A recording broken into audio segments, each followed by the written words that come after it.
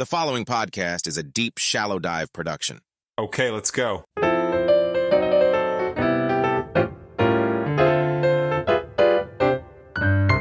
Julian Assange has been locked up, formally or effectively, for 13 years. He spent the last 4 in a prison and in London. What did Julian Assange do wrong? Well, initially they accused him of a sex crime that turned out to be fake, more lies. His real crime was reporting like journalism, accurate information that Western leaders wanted to keep hidden because it embarrassed them. Hey, everybody. Happy Tuesday. All right. Deep, shallow dive exclusive today on Julian Assange. I've been wanting to do this for a while. I had previously put out a little story on Instagram a while back, and this is a fascinating story, and it's incredibly important and incredibly, what's the word I'm looking for? Incredibly timely based on everything that's going on, in the current news cycle. And if you don't know who Julian Assange is, or you don't know his story, you will by the end of this episode. And, I'll be honest, there's been so much, great information put out on him that I pretty much spent several hours just combing through YouTube and TikTok and Instagram Reels and trying to find the best clips. And so today, for the most part, I'm going to let those clips tell the story. There's really nothing new I'm going to be able to add, just maybe my perspective to certain things.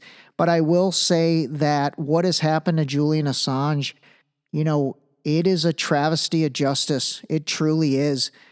This guy, when it comes to journalism, he's the GOAT. I mean, he is the GOAT. He's somebody that, basically is paying the ultimate price for his attempt to show you a version of the truth.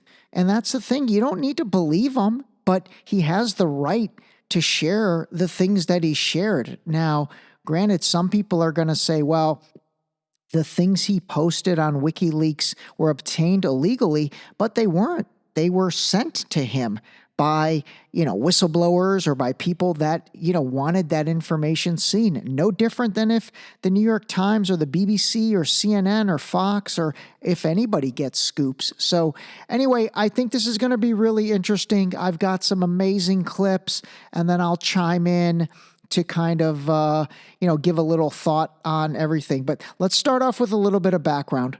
I want to tell you the story of Julian Assange. Julian Assange is an Australian hacker who spent most of his life breaking into computers and getting his hands on information that he wasn't supposed to see, but that he believed the world should see. Julian Assange builds WikiLeaks, and soon after, he starts receiving submissions. Like, people start giving him documents that are supposed to be secret, and he starts publishing them. But WikiLeaks wasn't really noticed until 2010, when something happened that would change everything. By the way, this is a content creator named Johnny Morris. He's excellent, dude. Dude is well-researched and legit. And by the way, I wanted to say one thing. When I play these clips from these guys, trust me on this, I have vetted the SHIT out of these people and then also out of the clips. And so, sometimes I just think it's I don't know if it's better or worse, but it's different hearing it from someone else. But everything he just said is totally true. And 2010, this was at the height of the Iraq and Afghanistan stuff. And this is when things got real and really WikiLeaks got put on the map. There was a 22-year-old American intelligence analyst named Chelsea Manning. Horrified by what she was seeing, she decided to download hundreds of thousands of classified documents from military computers and upload them directly to WikiLeaks. I mean, let me show you some of this stuff. This shows a U.S. helicopter firing on a group of Iraqis who they thought were insurgents, but was really just a family, including children, walking with 2 Reuters journalists. All right, obviously it's much more impactful if you're viewing this, but just picture like night vision and you're seeing just people walking, and then this is what happens. Hotel 26 is Crazy Horse 18. They were carrying cameras, not guns. Request permission to engage. Come on, let us shoot. And yet in this video, you see them open fire on these people. ER 3 to engage over. What's the state line? Let me know when you gather. Or shoot. Light them all up. Come on, fire. Nice. Oh, it's their fault for bringing their kids to a battle. That's right. So that's the real famous piece that started it all. And, you know, I know it's a little bit hard to maybe understand it, but basically the one guy goes, light them all up, do, and then they rejoiced. And then the other guy on the other end goes, well, it's their fault for bringing their kids to battle. So basically that was what really started all the, all the controversy, but then also started bringing all the heat onto Assange. And, they were demanding that he reveal his sources and all that, which he never did reveal, I guess, the Chelsea Manning person until, much later on. And I don't even think it was him who revealed it, but it ended up getting revealed that was the person that gave him that footage and all those documents. Julian Assange lived in an embassy in London for 7 years. Ecuador granted him political asylum, which protects him from being arrested as long as he stays inside the walls of this embassy. Anyway, Assange lived here for 7 years and continuing to run WikiLeaks. Eventually, his hosts got kind of sick of him and kicked him out in 2019. UK police immediately arrested him, and the US is requesting him to be sent to the US to face charges for all of these leaks that he published. So basically, he ended up being in asylum in the Ecuador embassy. And then, like he said, I don't know, they got sick of him, but I don't really believe that. I think, probably governmental pressure from the UK made them release him from the Ecuador embassy. And if you don't understand how embassies work in foreign countries, supposedly if you're in an embassy, it's as if you're in that country. And so domestic law doesn't necessarily apply. But I'm sure UK government pressured, little tiny Ecuador to say, okay, you need to give this dude up. And so they did. And so he basically, since 2019, has been in a UK prison in, I think it's Belmarsh. He published without fear or favour and aimed to hold those in power to account. And it is for that and nothing else that he is being persecuted. How do you assess what happened to Mr. Assange? Is it a reflection of free media in your country? Let's talk about Assange. How many years he spent in Ecuadorian embassy? And for what? And where is he now? For journalistic activity. You kept that person hostage, actually killing him morally and physically. You did it, not us, and now he's in prison. So you have no moral right to talk about free media when you do these things. There are seriously so many good clips and so many people have come out in support of him. And, it's kind of amazing that nothing's really happened. I mean, he's still sitting in prison. And I think as recent as actually a few weeks ago, Tucker Carlson did go visit him with his wife, Stella Assange. So that'll be interesting to see if Tucker comes out with something that he posts on X. I hope he does, because I think that'll be fascinating. Plus, I'd like to understand what his health is like. I am sure that dude, oh God, they have probably tortured the shit out of that guy. They just have. I'm sure they have. That just, oh my goodness. All right, so you heard, that was actually that lady, Claire Daly. I've played her clips before. She's in the European Parliament from Ireland. That lady is no BS. And then the other interview was actually with, I think, one of the top guys from Azerbaijan in a BBC interview where they were grilling, the BBC lady was grilling him on their persecution of Armenians, which, by the way, that's terrible too. So again, I'm not giving that guy a pass on that.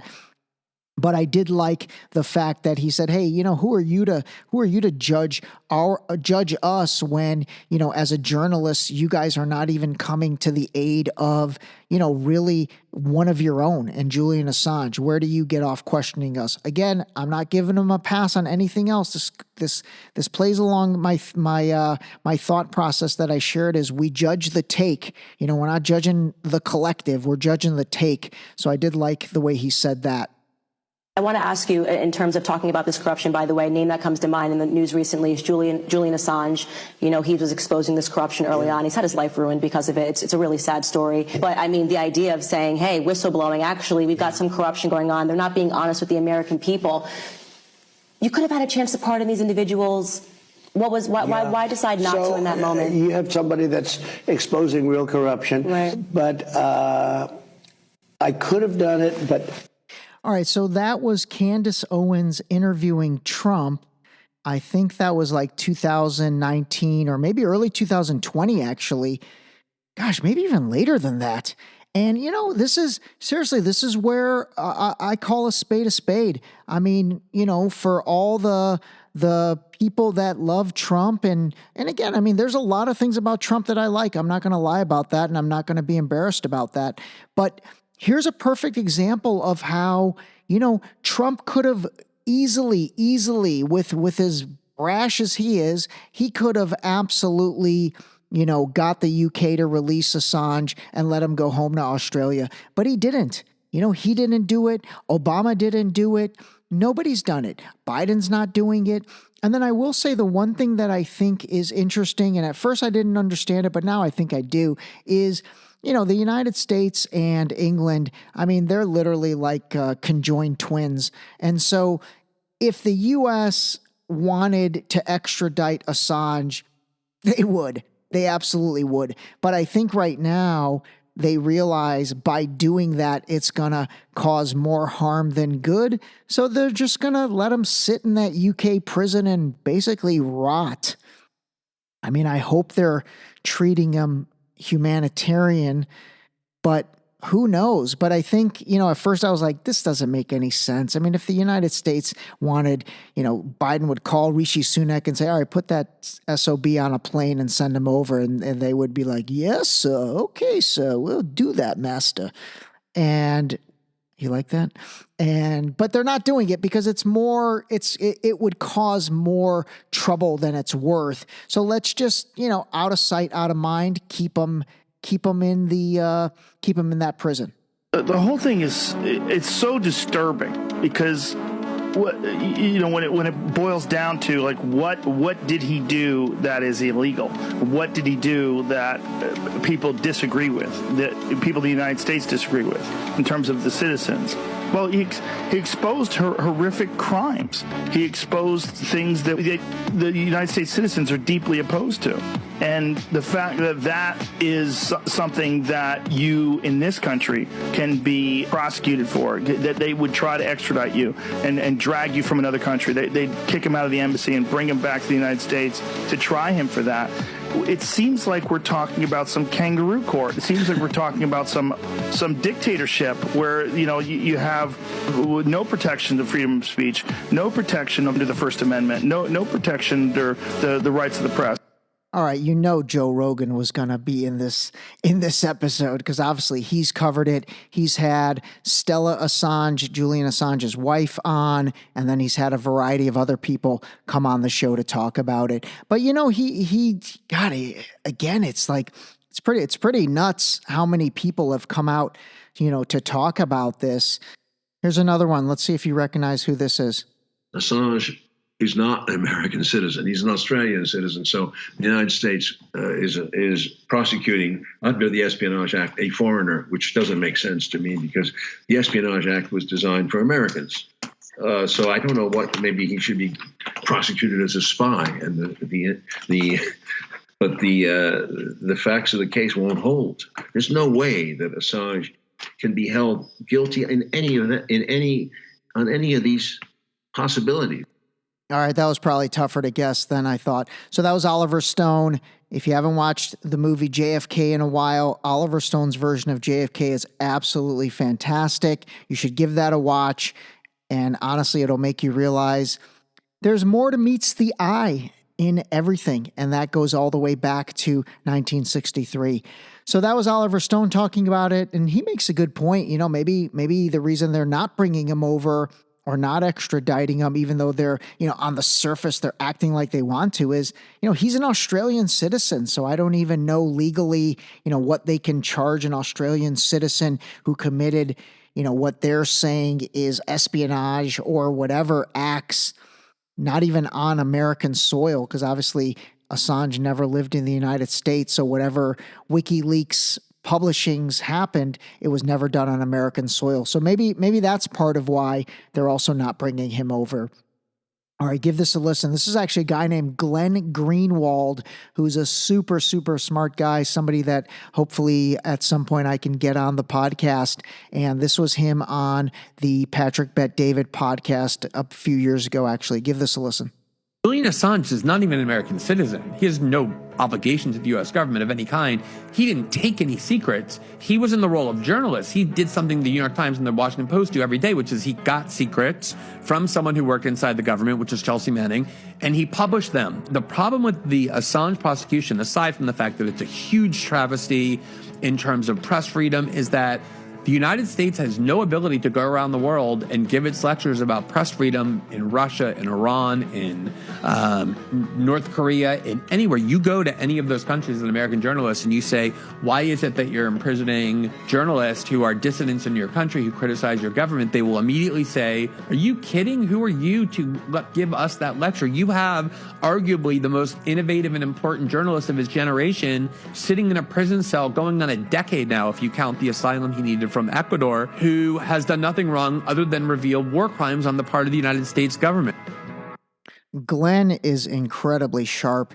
There's a clip I'm going to play from that Piers Morgan interview, which I played yesterday, that had Brooke Goldstein and then the other pro-Palestinian guy who condemned chocolate hummus. By the way, I didn't even know there was chocolate hummus. Is there chocolate hummus? That actually sounds pretty good. I'm a big fan of hummus. And I love chickpeas, also known as garbanzo beans. I eat a lot of beans, actually. Beans are excellent for you. And you know what? Here's a little fun fact. If you eat enough beans on a regular basis, you don't have gas. People have gas from beans because their body isn't used to processing the proper amounts of fiber that you need. But once you start processing the proper amounts of fiber, seriously, you can eat an entire can of beans and you are not going to be gassy at all. Instead, you're going to have fantastic bowel movements and you're going to have the fiber and the protein from the beans. All right, side note on that. There we go. Okay. Let me play something else for you. We live in a mediaocracy. What is politically possible is defined by the media environment. I started WikiLeaks because I understood this reality. The media frame defines the political possibility. So to bring about meaningful change, we have to enlarge the media frame. With WikiLeaks, we've had significant successes in achieving this in some areas, but more needs to be done. The single greatest contributor to our expanding horizons is you. You telling your friends what's up, what you saw, what you believe, and who's full of it. Contrasting what appears in the Australian press to itself and to the world. You form part of the largest bullshit detecting machine that the world has ever seen. All right, so that was Julian Assange himself back in 2017. And, the thing I love about that clip is the ending where he's like, you are part of the world's largest bullshit detecting machine. And seriously, that's what I think is amazing. The good side of social media, even though there's a lot of stuff I find incredibly toxic and annoying, but the good side of social media, the good side of a podcast like this or any other one is that, we're part of the information source and the bullshit detector. And, we can all collectively call certain things out and call out things that don't make sense. And ideally, because we have the distribution platform, whether that's on this podcast, whether that's through your, social media, through your Instagram post, an Instagram story, a Facebook post, a Facebook story, a TikTok, a tweet, or something.